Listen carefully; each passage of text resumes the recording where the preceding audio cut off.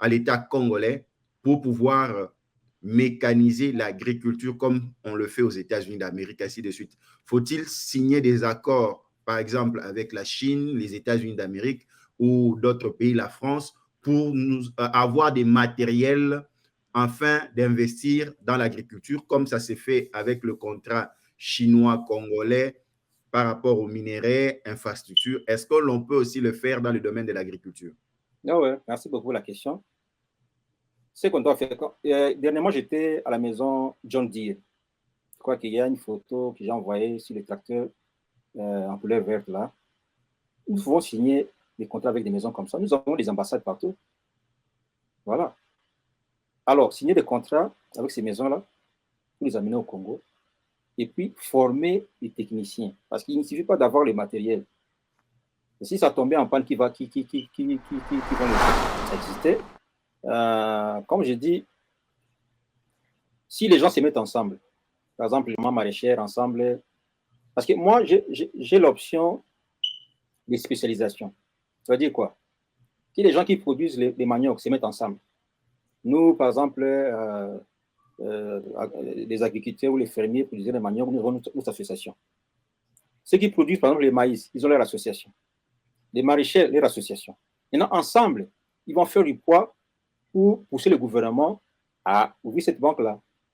C'est une possibilité. Donc, il faut se regrouper, s'unir pour faire entendre leur voix. Ouais. Aimé Talabanou, je poursuis toujours dans ce même sens. La RDC, 80% des terres arables, de l'eau, ainsi de suite. Est-ce que la RDC peut se développer grâce à l'agriculture? C'est pas mal déjà, mais pour réajuster, il faudrait évaluer les besoins, comme j'avais dit. Faire l'étude de faisabilité. On envoie les gens sur le terrain pour faire des études et puis maintenant ramener les informations, les données. À ce moment-là qu'on saura si c'est peu ou si ça va, quoi. Donc, on ne peut pas donner de montant sans passer par une étude sur terrain au préalable. Au préalable, oui. Déjà, les montants, c'est bon, c'est pas mal parce qu'ils ont monté la volonté quand même de soutenir l'agriculture. Mais maintenant, avant de débourser l'argent, il faut une équipe pour l'étude de faisabilité. Parce que nous produisons, avec le temps, les sols s'épuisent. Vous savez, les sols s'épuisent. Maintenant, est-ce que quand on va faire l'agriculture maintenant, nous allons trouver cette unité fertile pour l'interrogation? Voyez-vous? Il faut aller faire des études, savoir les besoins. Est-ce qu'il faut amender la terre ou laisser la terre en jachère, je ne sais pas moi quoi, ou acheter des nouvelles concessions, et si vous faites ça là-bas dans votre bureau, vendre des tracteurs ou des accessoires. Les intrants agricoles, les engrais, tout ça, les roues, les machettes, c'est l'agriculture aussi. Ouais. Donc, il y a beaucoup de domaines connexes. Non? Et il y a la formation agricole. Vous avez votre centre, vous créez votre centre de formation agricole. Vous voyez?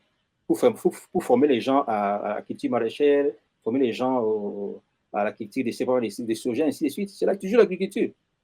Donc, l'agronome n'arrive pas vraiment à véhiculer l'information pour stimuler nos jeunes à aller faire l'agriculture. Ils ne savent pas. S'il faut demander dans les domaines de l'agriculture ou dans l'agronomie, il y a combien de départements? Ils ne savent pas. J'avais cité là, il y a un phytotechnicien. Quand on dit phytotechnicien, ils ne savent pas. Un phytotechnicien, c'est qui? Voilà. En médecine, nous avons les médecins, oui, mais il y a des spécialités. Il y a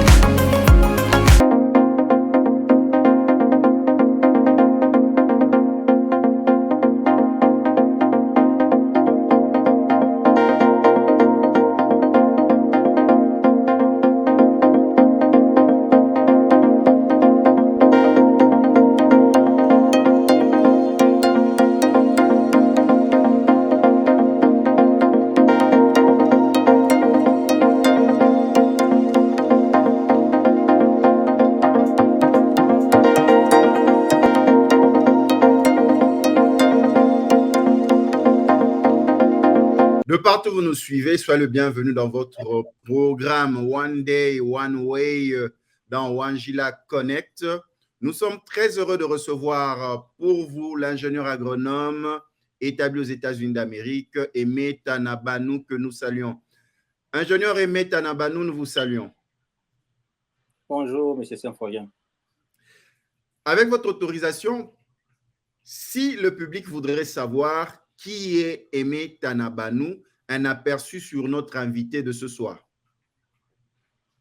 Merci pour la question. On m'appelle Aimé Tanabanou. Je suis congolais d'origine. J'ai vécu un peu partout dans le Congo parce que mon père fut magistrat. Donc nous sommes passés de Isiro à Kolwezi, à Lubumbashi, Kinshasa, Bwende, Mbandaka et Kisangani. Donc, nous avons circulé un peu partout. Donc, je connais un peu les pays. Je connais les Congo profonds. Je suis ingénieur agronome, formé à l'ICA Bengamisa de Kisangani et aussi à l'IFA Yangambi de Kisangani aussi. Alors, j'ai travaillé comme ingénieur assistant à la sécurité de l'Autokila à Kisangani. Ça se trouve à 70 km de Kisangani. Je travaille là-bas et après, je suis conseiller technique du gouverneur à Kisangani aussi. Donc, dans mes fonctions, j'ai supervisé aussi les domaines agricoles. Et après, je suis venu à Kinshasa. J'ai travaillé au Sénafic, donc Service national des fertilisants et intrants agricoles à Gombe, avant de sortir du pays. Et maintenant, je suis aux États-Unis, ici à Denver, au Colorado. Ici aussi, j'ai travaillé dans beaucoup d'entreprises agro-industrielles. Donc, voilà un peu en résumé ce que je suis. Et l'ingénieur agronome Aimé Tanabanou détient un master en business administration, c'est ça? Oui, oui. En quelle matière précisément? En gestion de projet. En gestion de projet. Ce soir, si vous nous prenez de cours, nous recevons pour vous Aimé Tanabanou, ingénieur agronome. Nous allons développer cette grande problématique du plan de relance de l'agriculture en République démocratique du Congo, les préalables techniques. Lors de la dernière sortie du VPM Vital Kamerhe, accompagné du ministre Patrick Mouyaya, il se posait une problématique sur la rareté du maïs en République démocratique du Congo. Or, le maïs fait partie des aliments de base. Et le ministre Vital Kamerhe a expliqué qu'il fallait à peu près 1 milliard de dollars pour relancer l'agriculture de la RDC, dont la mise en place d'un plan de relance agricole. Et pour les techniciens du secteur de l'agricole, ils se sont posé la question, qu'en est-il du plan technique? Quels sont les préalables techniques à rassembler afin que le plan de relance économique soit effectif en RDC? C'est pour cette question que nous recevons depuis le Colorado aux États-Unis d'Amérique un compatriote, l'ingénieur Aimé Tanabanou, qui va nous expliquer. Premièrement, Aimé Tanabanou, vous suivez l'activité et l'actualité de la République démocratique du Congo. Oui, bien sûr. Ouais. Lorsque l'on parle de la rareté, par exemple, d'un produit de base agricole comme le maïs, qu'est-ce que cela veut dire pour vous qui êtes agronome? Bien, merci pour la question. Quand on dit qu'il y a rareté des produits agricoles, cela veut dire que la production interne est insuffisante. Ça veut dire que nous ne produisons pas assez pour couvrir toute la superficie du pays. Alors, dans ces cas, il y a plusieurs options. Recourir au marché extérieur n'est pas une mauvaise chose. Mais entre-temps, il faudrait créer un plan, une politique pour commencer déjà à initier, comment dirais-je, à initier des projets pour soutenir cette rareté-là.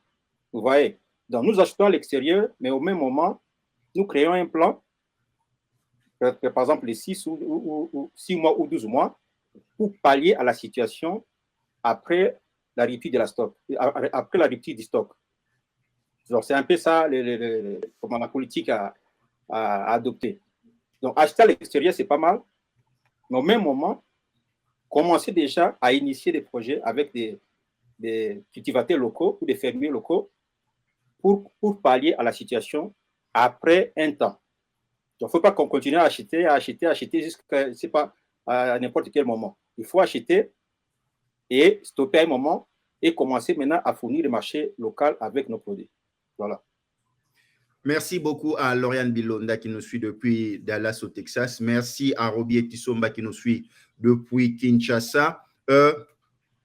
Ingénieur Aimé Tanabanou, notre seconde préoccupation, la récolte des maïs, par exemple, en République démocratique du Congo, depuis des années, le foufou de maïs et cette recette cuisinée souvent sur la plupart du territoire national congolais. Comment se passe la récolte, par exemple, du maïs en République démocratique du Congo, vous qui êtes ingénieur agronome?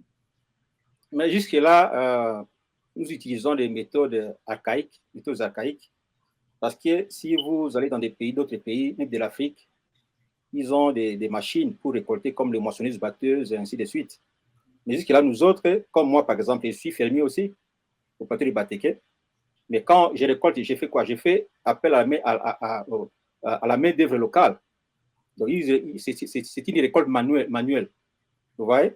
Donc, nous sommes vraiment en retard par rapport à la technologie. Nous devons. Oui? Allez-y. Oui. Donc, nous devons faire un effort pour nous rattraper, parce que nous sommes en retard.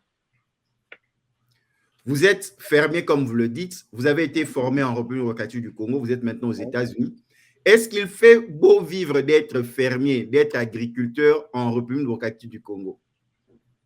Ben, je dirais non. Pourquoi? Parce que la plupart des fermiers ne sont pas considérés ou soutenus par les gouvernements. Vous voyez, comme ici aux États-Unis, nous avons les fermiers tout autour de la ville ici. Si vous allez là-bas, il y a une politique entre les gouvernements et les fermiers.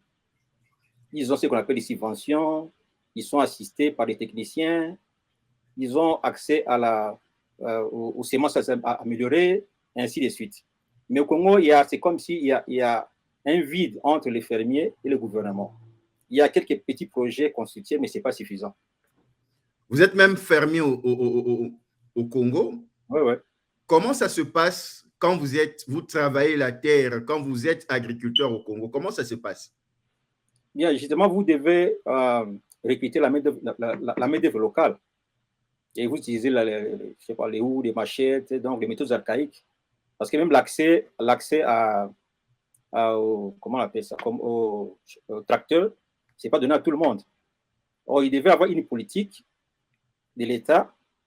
Par exemple, moi, si ça ne dépendait que de moi, acheter des tracteurs, donner ça, par exemple, aux églises. Je prends un exemple typique, l'église catholique.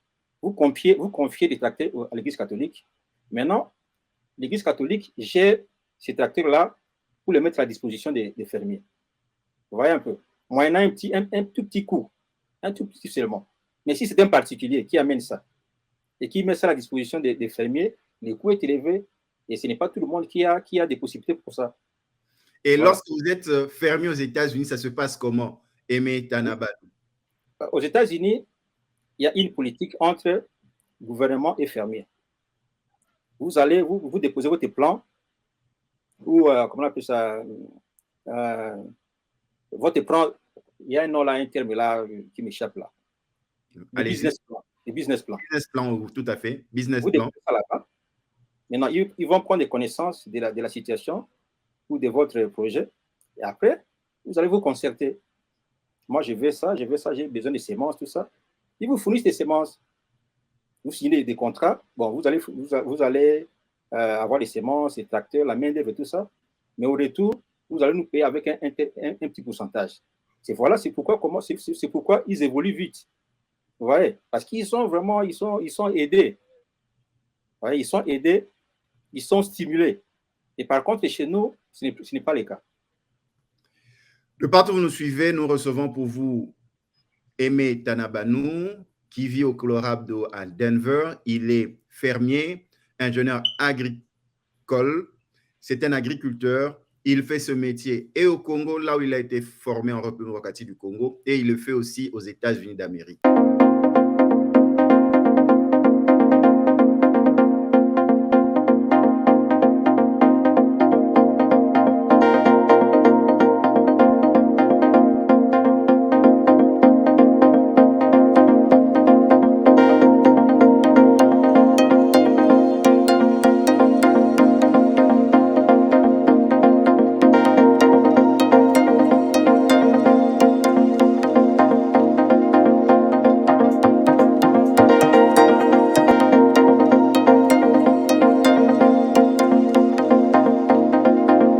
Aimé Tanabanou, je pense que vous avez suivi la sortie médiatique du VPM de la RDC, le ministre Vital Kamerhe, parlant de 1 milliard de dollars qu'il faudrait pour relancer l'agriculture en République démocratique du Congo. Maintenant, nous allons entrer dans les domaines techniques, nous parler. Comment ça se passe lorsque l'on veut lancer un plan de relance agricole? Sur le plan technique, vous qui êtes technicien, vous qui êtes expert dans l'agriculture, vous êtes fermier, comment on doit mettre en place un plan agricole sur le plan technique? Aimé Tanabanou. Ok, merci pour la question, c'est Florian. Au préalable, le VPM doit consulter les ministres de l'Agriculture et du développement rural, bien sûr, quoi. Donc, il va les consulter. Et puis maintenant, les ministres de l'Agriculture vont consulter aussi ces services. Nous avons les Sénafic, Sénasem, ainsi de suite, pour évaluer les besoins locaux sur place.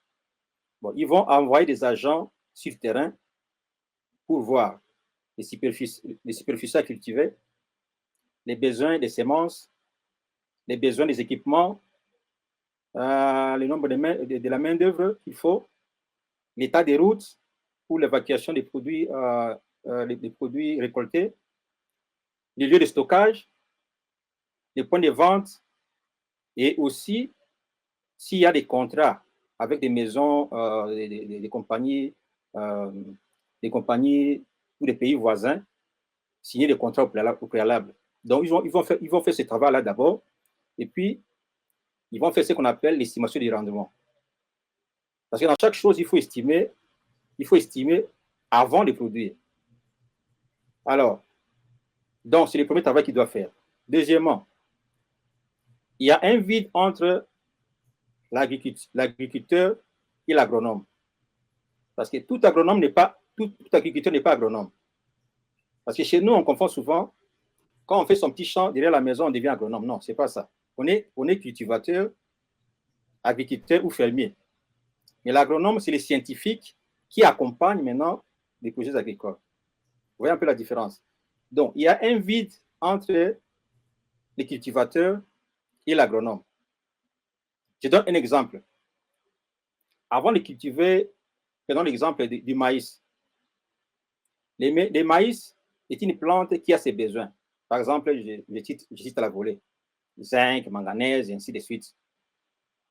Alors, ce n'est pas tout seul qui va bien faire pousser la culture de maïs. Donc, il faut faire ce qu'on appelle l'étude pédologique. Donc, vous envoyez des techniciens prélever des échantillons pour amener au labo pour tester, pour voir l'état des sols et puis l'état de la fertilité. Parce qu'il y a plusieurs types de sols. Il y a des sols avec beaucoup de limon, les sols avec beaucoup de sable, et ainsi de suite. Ça, c'est la première équipe, les pédologues.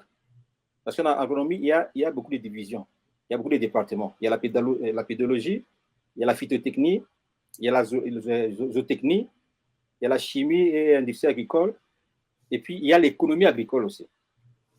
Donc, dans ces cas, le VPM doit se faire accompagner d'un ingénieur agronome agroéconomiste. Parce qu'il est économiste, mais appliqué à l'agriculture. Vous voyez, il y a des économistes dans l'état global, mais il y a des économistes appropriés, adaptés à l'agriculture. Donc, il connaît d'abord l'agronomie, et puis il est économiste. Vous voyez, donc il doit se faire accompagner par ces gens-là. On prend l'échantillon. Quand on a fini d'analyser, maintenant, on va appeler un phytotechnicien. Le phytotechnicien, ce sont des agronomes qui savent comment exploiter la terre pour produire mieux. On appelle un phytotechnicien qui va faire un plan de, comment on appelle ça, mettre en place les cultures. Quel type de labour à faire, quel type d'engrais à mettre. S'il y a des amendements à faire dans les sols, il va les recommander. Il peut y avoir des insectes ou des insectes qui attaquent les plantes cultivées. Est-ce qu'il faut des insecticides pour ça? Il va le prévoir. Vous voyez, donc c'est toute une équipe. Alors, si c'est l'élevage, on va envoyer un zootechnicien. Un zootechnicien, c'est un agronome qui sait comment exploiter les animaux pour un meilleur rendement. Par exemple, j'ai mes vaches. Ils doivent produire du lait. Maintenant, lui sait quel type d'aliment à donner à ces vaches-là pour produire beaucoup de lait. Vous voyez, si j'ai par exemple j'ai la basse-cour, il sait quel type d'aliment donner à la volaille pour produire beaucoup de, pour produire de la chair. Vous voyez un peu. Donc, il est spécialisé. Évidemment, il doit avoir un médecin vétérinaire à côté pour les cas de pathologie. Alors, il y a ce qu'on appelle les ingénieurs agro-industriels, comme moi. Nous autres, notre travail, c'est lequel? Aussitôt produit, quand on ne peut pas écouler toute la marchandise ou tous les produits, il faut transformer ou conserver. Ouais, donc, vous amenez ça à l'industrie ou dans les usines pour conserver et transformer. Donc, il faut prévoir tout ça. Parce qu'on ne peut pas vendre tous les jours.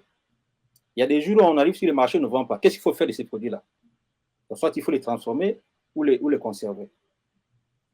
Et puis, il y a aussi ce qu'on appelle les gens de génie rural. Je ne sais pas si ça existe encore, le génie rural. Ce sont les gens qui savent comment drainer les superficies cultivées. Parce que des fois, il pleut, il y a des inondations qui peuvent causer du tort aux plantes, tout ça. Ils savent comment faire le drainage et tout ça. Et puis, les irrigations, ainsi de suite. Et puis, les domaines, il y a aussi l'agroéconomiste, comme j'avais dit, c'est lui qui fait tous les plans du projet pour présenter. Donc, voilà un peu, en gros, ce que les VPM doivent faire. De partout où vous nous suivez, nous sommes en compagnie de l'ingénieur agronome Aimé Tanabanou qui pose les bases sur ce plan technique au préalable pour la mise en œuvre de la relance agricole en République démocratique du Congo.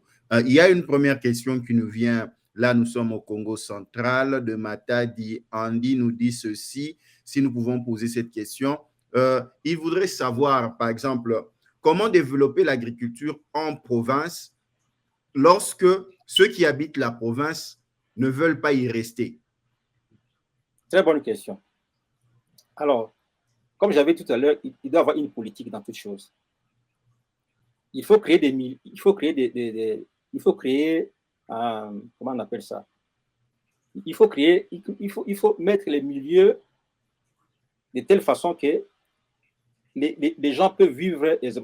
Vous comprenez, j'ai un peu perdu la langue française. Maintenant, j'ai pas oui, vous parlez en anglais, vous travaillez en anglais. Allez-y, nous comprenons. Donc, on doit créer un milieu approprié ou propice aux gens qui doivent vivre là-bas. Je me souviens, quand je travaillais à la sécurité de l'Otokila, il y avait une cantine pour les travailleurs, il y avait des chaînes de télévision qui émettaient, il y avait des bars, il y avait ceci. Donc, on crée des conditions pour que les gens y vivent. Mais maintenant, quand vous ne créez pas des conditions pour que les gens y vivent, comment ils vont aller là-bas? C'est ça le problème. Les routes, la sécurité, tout ça. Comme moi maintenant, je suis fermier, je devais récolter Bateke, mais avec l'insécurité de Mobondo, tout ça, je ne peux rien faire. Donc, vous voyez un peu la situation. Donc, vous devez créer des conditions propices pour que les gens y vivent. Et les gens, ils vont rentrer sans problème parce que déjà à Kinshasa, les gens sont il y a la surpopulation et puis les conditions de vie ne sont pas bonnes. Voilà, créer des conditions de vie adaptées là-bas, ils vont rentrer.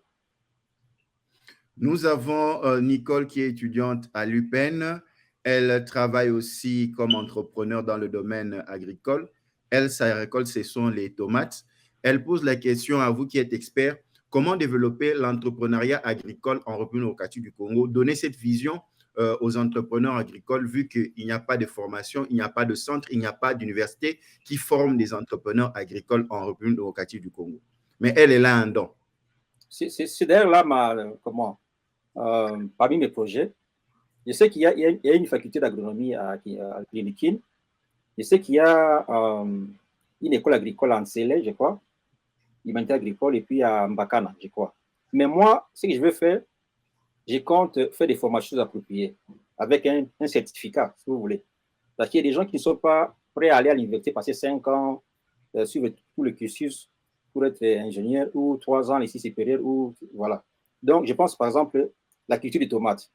La culture de tomates fait partie des cultures maraîchères. C'est-à-dire maraîchères, c'est des cultures qu'on arrose souvent et qui se font souvent pendant la saison sèche.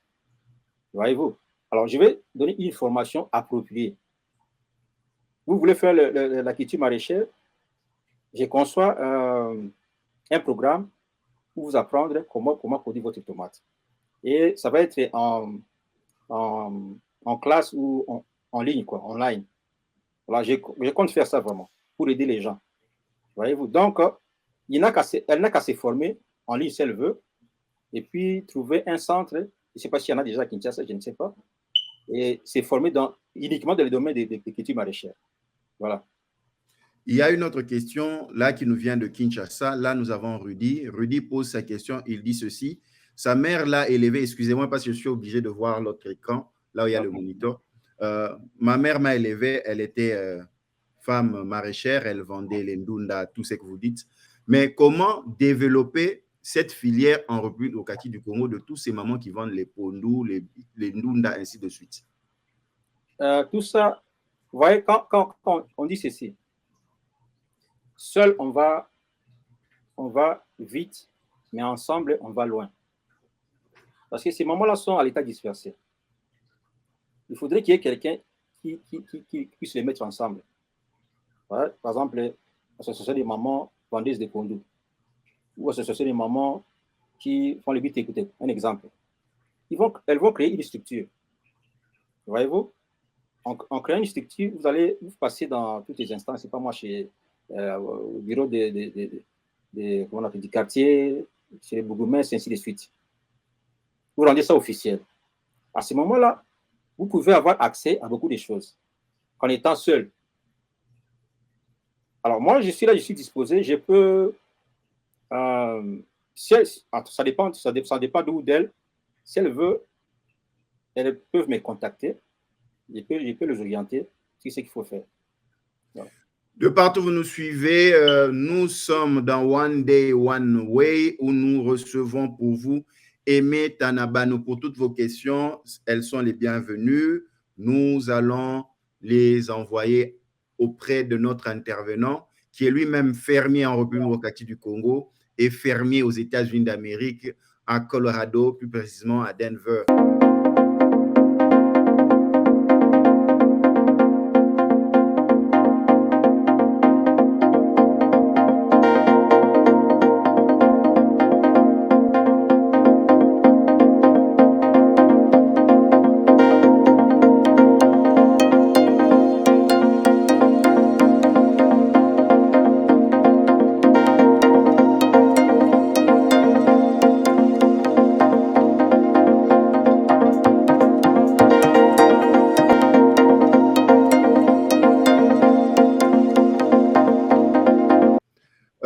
On nous suit depuis le Burkina Faso. Nous saluons Tchala. Tchala dit ceci à Aimé Tanabanou.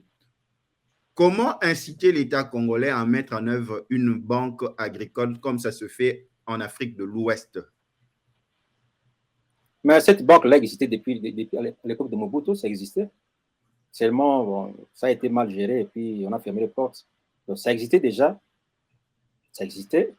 Comme je dis, si les gens se mettent ensemble, par exemple, les mamans maraîchères ensemble, parce que moi, j'ai l'option de spécialisation. Ça veut dire quoi? Que les gens qui produisent les maniocs se mettent ensemble. Nous, par exemple, les agriculteurs ou les fermiers produisent des manioc, nous avons notre association. Ceux qui produisent, par exemple, les maïs, ils ont leur association. Les maraîchers, leur association. Maintenant, ensemble, ils vont faire du poids pour pousser le gouvernement à ouvrir cette banque-là.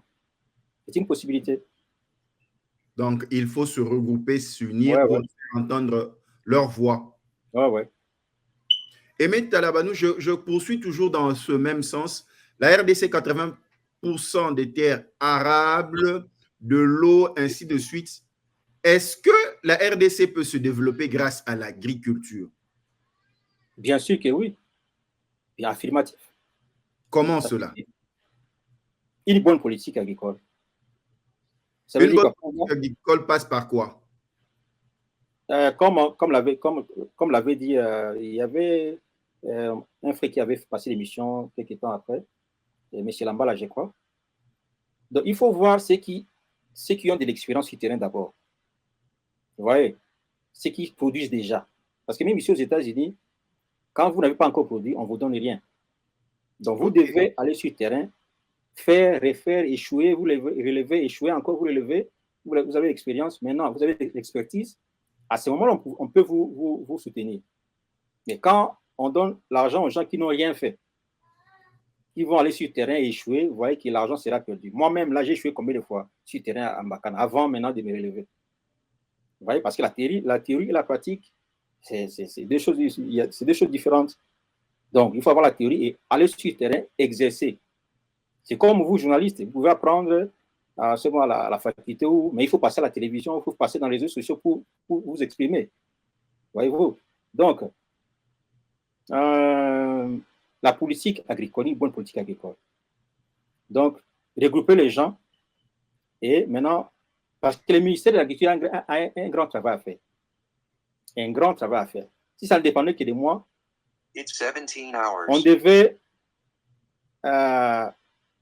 attacher le ministère de l'Agriculture à la présidence, si ça ne dépendait que de moi, ou à la primature. Parce que c'est un très grand ministère et qui souffre depuis des siècles. Voyez-vous? Donc, une bonne politique agricole, répertorier toutes les entreprises agricoles comme un exemple, PLZ, qui est là depuis longtemps. Tu vois? Il y a Codenor, qui était dans les Bazuélés, qui produisait du coton pour Soteski et puis Itex Africa. Il faut répertorier ces gens-là. Une compagnie comme, je ne sais pas moi, Quilungongo, la sécurité de Quilungongo, Kiliba et ainsi de suite. Des grandes entreprises et des entreprises moyennes. Les répertorier, discuter avec eux sur le plan des relances, et puis voilà. Et après, maintenant, il faut voir maintenant les petits cultivateurs. Et avec cette politique-là, ça va aller. Cette question nous vient de Makiso Akisangani. Hélène pose cette question à notre invité. Comment faire revivre aux Congolais, aux ménages congolais, cet esprit d'avoir un potager derrière la maison parce que ça n'existe plus avec la vente de maisons et des terrains? Ouais, c'est ça. Maintenant, c'est une question qu'il faut partager avec beaucoup de domaines. Parce que les gens qui vendent des parcelles, là, ils sont dans les domaines des cadastres, c'est pas moi, titres fonciers. Il faut maintenant voir. Dans toute chose, il y a toujours la politique.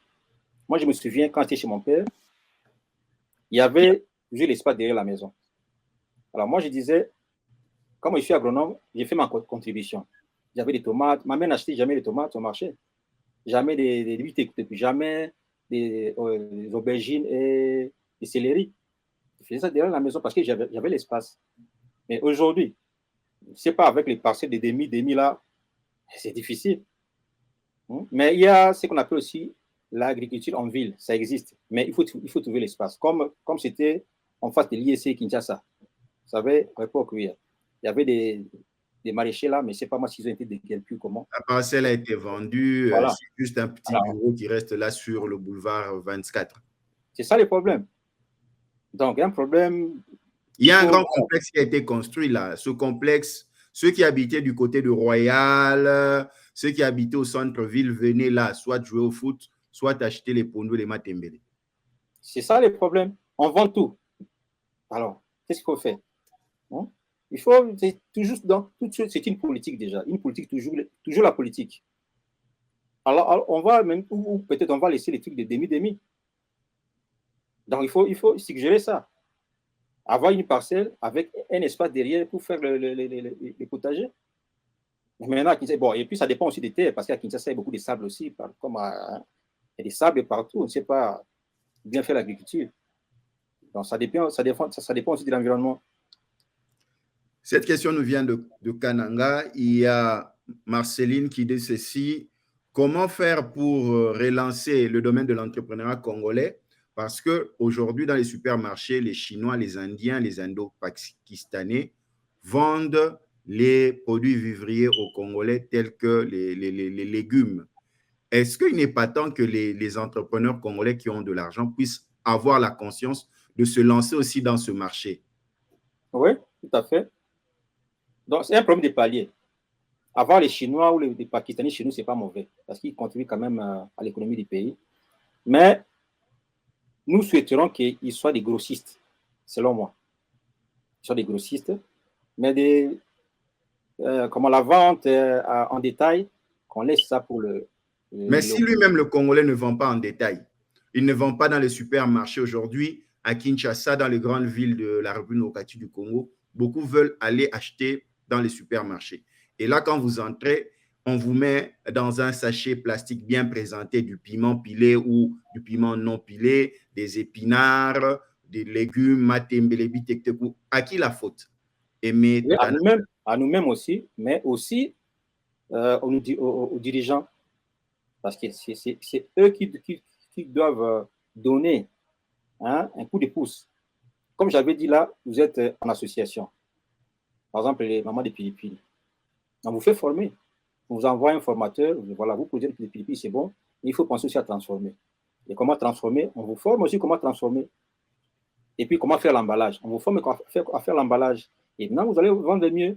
Mais si vous ne faites pas ça, et celui qui est dans les supermarchés le fait mieux que vous, il va vendre mieux. C'est ça le problème. Donc, faites-vous accompagner.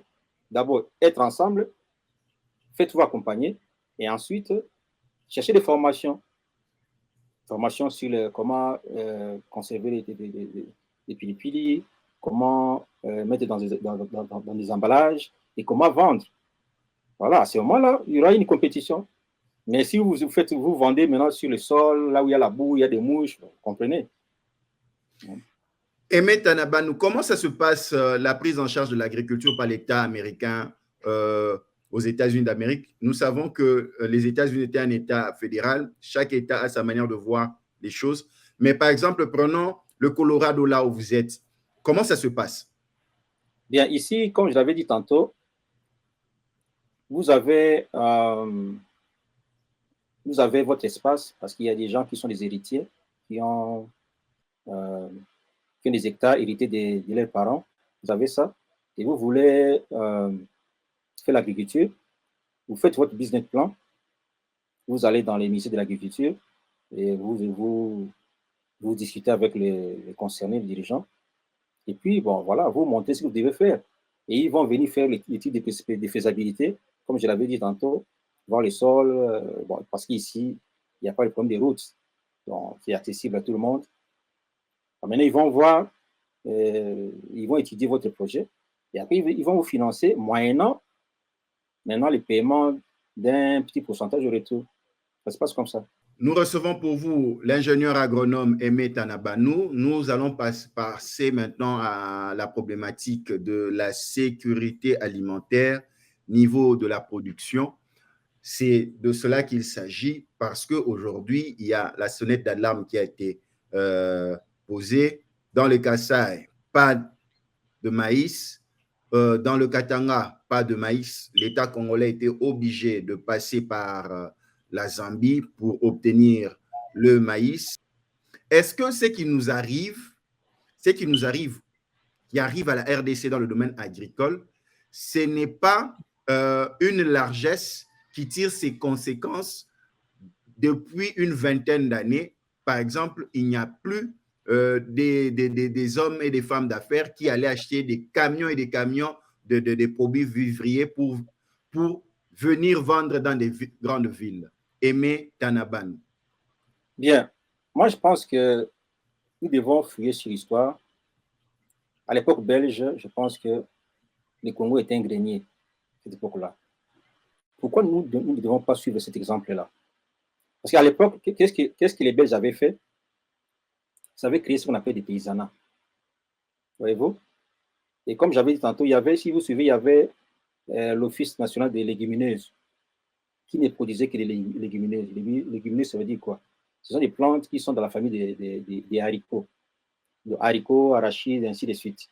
Ce sont des plantes qui enrichissent les sols avec l'azote. Vous voyez? Donc, ils avaient l'Office national des légumineuses, uniquement les légumineuses, avec des gens formés, des experts en légumineuses. On avait aussi l'Office national des oléagineux, donc tout ce qui produit de l'huile de palme, l'huile de soja, ainsi de suite. Il y avait l'Office national des, comment on appelle ça, il y a un nom qui m'échappe là, pour les tubercules, des plantes tubéreuses, quelque chose comme ça. Là, on voit manioc, patates douces, ligname, ainsi de suite. Donc, il y avait des offices spécialisés. Voyez-vous? Donc, pourquoi ne pas mettre en place cette politique-là qui existait jadis? Donc, on retourne déjà à ce qui marchait dans le temps. Dans les temps? Pourquoi ne pas? Parce que ça a bien marché. Les Congo, c'était un grenier à l'époque. Les Congo nourrissaient l'Afrique à l'époque. Voilà. Comme ça a marché. Nous pouvons recourir à cette politique-là et puis, l'amender avec la nouvelle technologie. Et nous allons y arriver. Ce n'est pas très compliqué. Et puis, il y a une problématique de la mécanisation du secteur de l'agriculture. Il y a un grand fossé. Comment mécaniser le secteur de l'agriculture? Parce que vous l'avez dit qu'on ne peut plus faire avec les méthodes archaïques. Les besoins de la population est élevé. Pour combler ce gap entre ce qu'il faut et la réalité sur terrain est tellement grande. Quelle est la politique à mettre en œuvre que vous pouvez conseiller à l'État congolais pour pouvoir mécaniser l'agriculture comme on le fait aux États-Unis d'Amérique, ainsi de suite? Faut-il signer des accords, par exemple, avec la Chine, les États-Unis d'Amérique ou d'autres pays, la France, pour avoir des matériels afin d'investir dans l'agriculture, comme ça s'est fait avec le contrat chinois-congolais par rapport aux minerais, infrastructures? Est-ce que l'on peut aussi le faire dans le domaine de l'agriculture? Ah ouais, merci beaucoup pour la question. C'est qu'on doit faire. Dernièrement, j'étais à la maison John Deere. Je crois qu'il y a une photo que j'ai envoyée sur le tracteur en couleur verte là.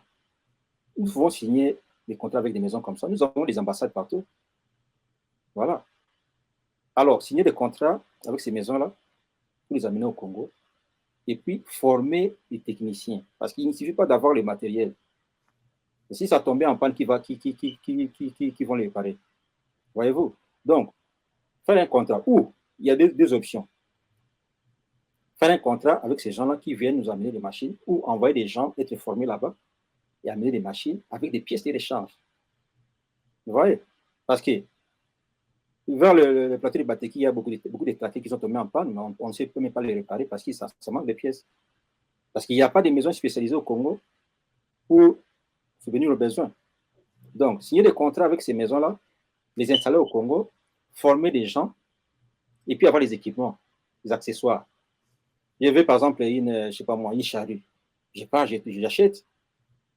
S'il y a une disque qui est cassé, j'achète, je remplace. J'ai des techniciens formés.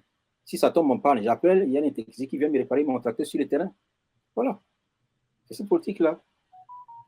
Donc, aujourd'hui, il est impossible pour l'Afrique de développer son agriculture sans passer par la mécanisation.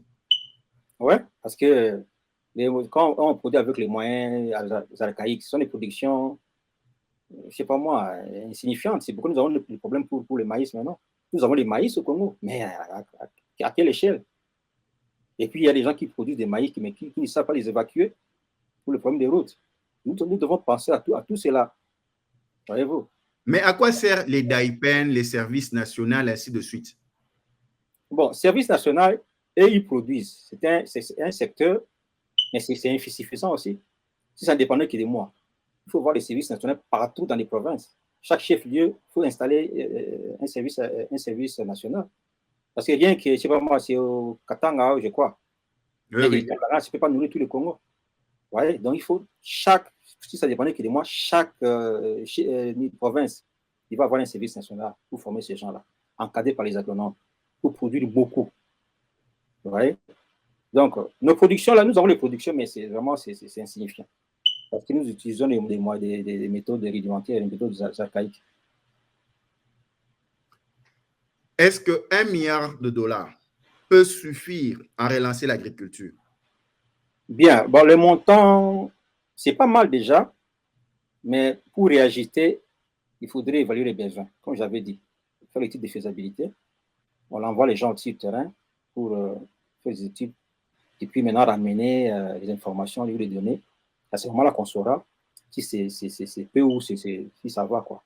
Donc, on ne peut pas donner de montant sans passer par une étude sur terrain au préalable. Au préalable, oui. Déjà, le montant, c'est bon, c'est pas mal parce qu'ils ont monté la volonté quand même de soutenir l'agriculture. Mais maintenant, avant de débourser l'argent, il faut une équipe pour l'étude de faisabilité. Parce que nous produisons, avec le temps, le sol s'épuise. Vous savez, le sol s'épuise. Maintenant, est-ce que quand on va faire l'agriculture maintenant, nous allons trouver cette unité fertile pour l'interrogation? Voyez-vous? Il faut aller faire des études, savoir les besoins. Est-ce qu'il faut amender la terre ou laisser la terre en jachère, je ne sais pas moi quoi, ou acheter des nouvelles concessions, ainsi de suite. Il faut faire, hein, c'est une étude vraiment. Il faut vraiment que les VPN prennent ça au sérieux. Il ne faut pas donner l'argent comme ça aux gens et puis ils vont y aller gaspiller et puis rentrer, ils n'ont rien fait. Il faut une étude de faisabilité au préalable. La grande question, le plan de relance agricole doit être initié au niveau du gouvernement central ou bien ça doit être une politique initiée à la base au niveau de chaque province et converger par un plan général de relance agricole? Qu'est-ce que vous en pensez?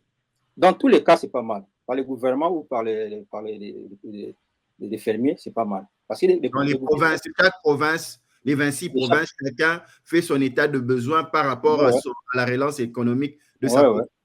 Ouais. Le gouvernement peut dire, bon, moi j'ai 1 milliard. Maintenant, quitte aux provinces, maintenant, je dis, bon, voilà mes besoins. Moi, par exemple, je vais produire du coton. Voilà mon état des besoins. Voilà, ceci. J'ai besoin de ça, de ça.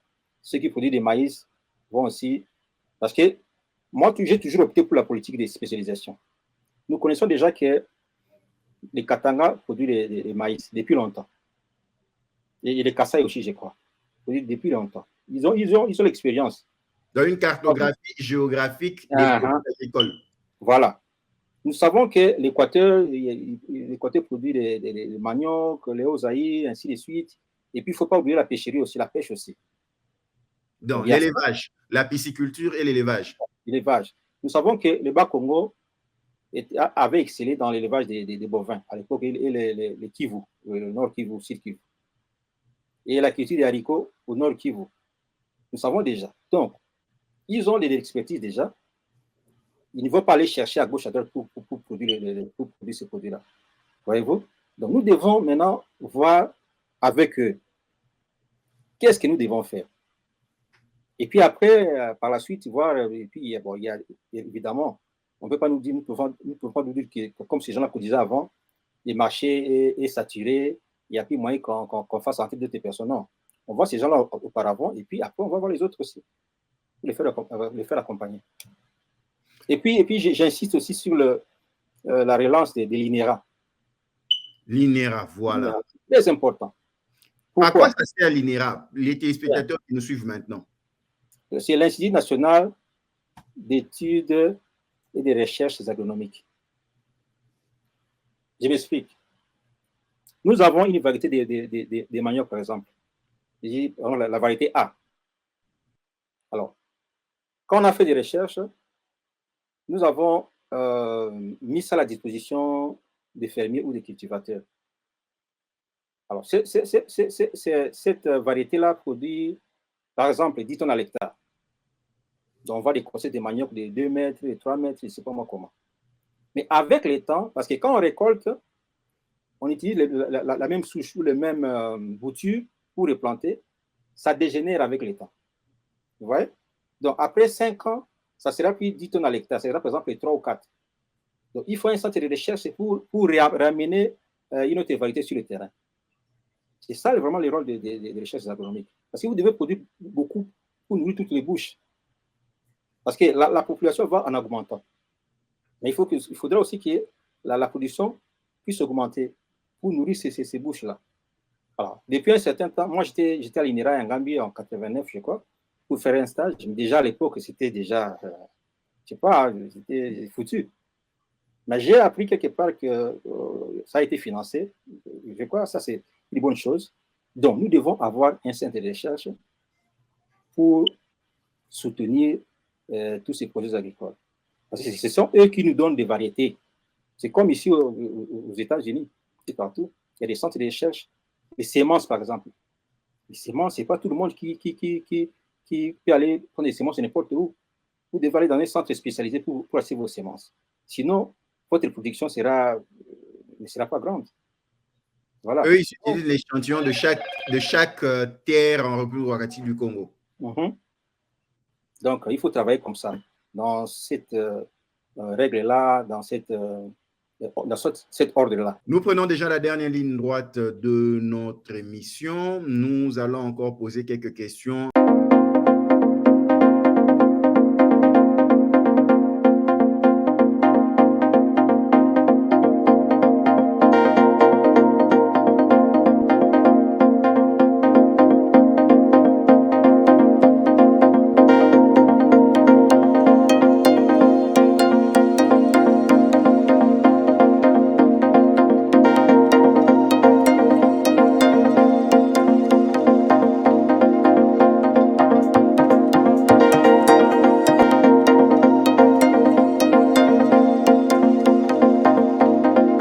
Une question qui nous vient du Sénégal avec Lassane. Lassane nous dit ceci, il est ravi de suivre ce programme. Nous parlons de l'agriculture qui change un peu avec les réalités. La grande question par rapport à Lassane, pourquoi l'agriculture en Afrique est considérée comme un des parents pauvres lorsque, depuis la nuit des temps, les Africains sont des grands agriculteurs?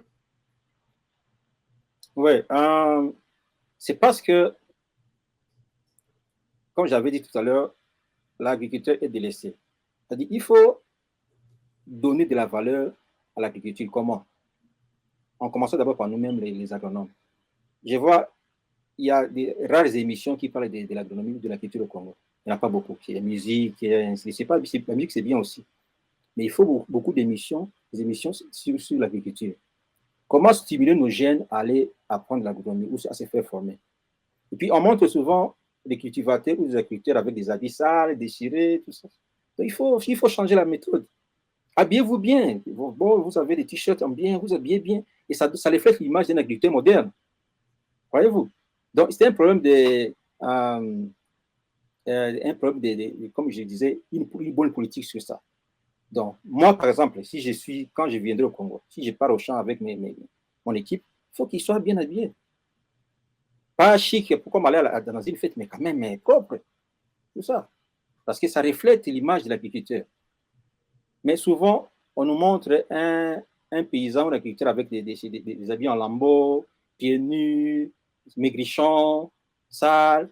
Non, nous devons changer d'image de l'agriculteur. Et se faire accompagner, comme j'avais dit tout à l'heure, là, par la politique du pays. La politique du pays, une autre question, là, ça nous vient de l'université de Kinshasa. Les stages par rapport aux étudiants, que les étudiants puissent aller sur terrain dans les lieux de l'agriculture, ça pose problème et souvent, ça se fait avec ses propres moyens. Comment rendre les étudiants capables à connaître la réalité agricole d'un grand pays comme la République démocratique du Congo? Bien. À notre époque, il y avait un lien entre les institutions agricoles ou la faculté d'agronomie, l'Institut supérieur agronomique, avec des compagnies qui œuvrent dans l'agriculture. Nous prenons comme les savonneries, les textiles, ainsi de suite. Donc, nous on recevait des notes, des lettres à partir de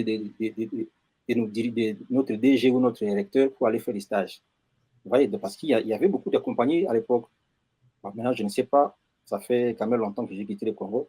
Est-ce qu'il y a assez d'entreprises agricoles? Parce qu'on ne voit pas seulement l'agriculture comme aller au champ. Il y a aussi des industries de transformation. Parce qu'il faudrait que les gens expliquent. Parce que la première question que vous m'avez posée sur comment stimuler nos enfants à aller faire l'agronomie, ils ne savent pas. Quand on dit à quelqu'un définition de l'agronomie, peut-être pour eux, c'est aller au champ. Ça, c'est pas ça. Un cultivateur n'est pas un agronome nécessairement. Et puis, dans l'agriculture, il n'y a pas que les champs. Les semences, c'est fait l'agriculture. C'est le domaine de l'agriculture. Machines et outils agricoles, le domaine de l'agriculture. Vous pouvez aller être à Kinshasa là-bas dans votre bureau, vendre des tracteurs ou des accessoires. Les intrants agricoles, les engrais, tout ça, les roues, les machettes, c'est l'agriculture aussi. Ouais. Donc, il y a beaucoup de domaines connexes. Non?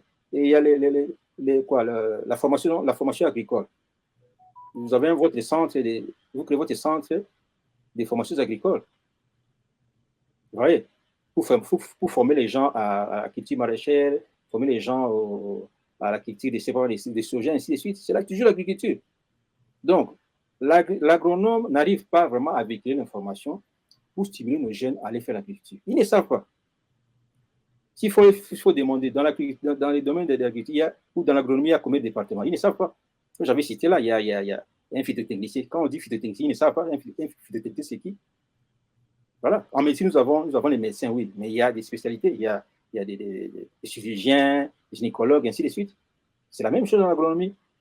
Il y a des phytotechniciens, il y a des zootechniciens, il y a des chimistes agro-industriels, il y a des pédologues, et ainsi de suite. Ce sont des domaines.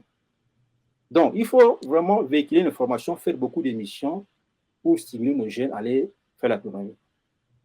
Voilà. Une dernière question pour cette émission. Nous n'avons pas vu le temps passer. Notre dernière question, ça nous vient des États-Unis ici.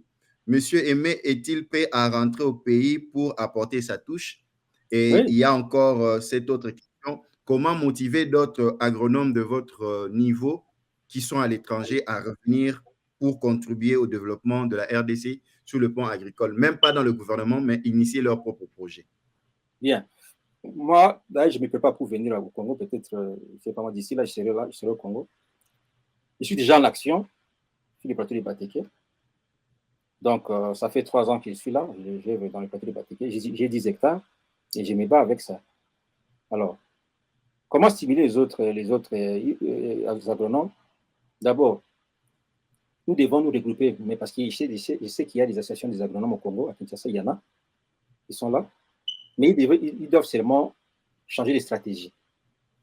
Voilà. Montrer la face du monde, parce que pour qu'on parle de vous, il faut montrer ce que vous faites. Voyez-vous? Il faut qu'on sache ce que vous faites. Vous vous regroupez, oui, après. Quelles sont les retombées? Il faut passer dans la télévision, expliquer tout ça. Il faut aller dans les réseaux sociaux, expliquer votre projet. À un moment donné, peut-être les ministres peuvent vous recevoir. Voilà. Mais ces gens-là, ils ont quand même de la matière. Ils peuvent compter sur eux pour faire quelque chose. Voilà, on doit faire des bruits. Il faut parler. Voyez-vous? Par exemple, le projet de Bukangalozo, pourquoi ça a échoué? Ils sont là, ils sont des experts. Donnez vos points de vue. Si ce projet a échoué parce qu'il y avait ceci, il y a cela, il y a cela. Même les autorités vont voir, mais ces gens-là, ils ont de la matière. Nous devons compter sur eux. Voilà. Donc, il faut être actif. Il y a des médecins qui sont actifs. Ce sont des médecins, ils sont là. Et pourquoi on a passé 5 ans à l'université? Pourquoi? Parce qu'on a la matière. Et puis maintenant, il faut montrer la face du monde. Mais on a de la matière. Et quand vous restez là, vous dites, mais l'État congolais néglige les agronomes. Mais nous, on fait quoi pour qu'on s'occupe de nous? Et voilà. Mais en débutant l'émission, vous avez dit que vous avez vos hectares au plateau de Batéké, mais vous ne pouvez pas y accéder à cause de l'insécurité due au Mobondo, ainsi de suite. Quel message que vous pouvez lancer aux autorités congolaises? Vous avez de l'expérience, vous avez votre hectare, vous n'avez pas demandé l'aide de l'État, mais vous ne pouvez plus accéder à votre terre à cause de l'insécurité. Un message. Bien, un message. Vous savez que en partant du chef de l'État jusqu'au dernier Congolais, nous mangeons chaque jour.